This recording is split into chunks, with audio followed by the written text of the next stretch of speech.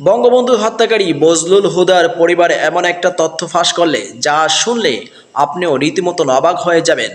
বজলুল হুদার পরিবার বলেছেন ২০১০ সালের ২৮শে জানুয়ারি যে চারজনকে ফাঁসি দেওয়া হয়েছিল তার মধ্যে বজলুল হুদাকে নাকি ফাঁসি দেওয়া হয়নি, গলা কেটে হত্যা করা হয়েছেন।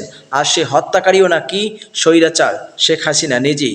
তিনি নাকি ওই কেন্দ্রীয় কারাগারে গিয়ে নিজেই বজলুল হুদাকে হত্যা করেছেন। আর তার পরিবার বলেছেন যে সেটা আমরা বিশ্বস্ত সূত্রই কারাগার থেকে শুনতে পেয়েছিলাম।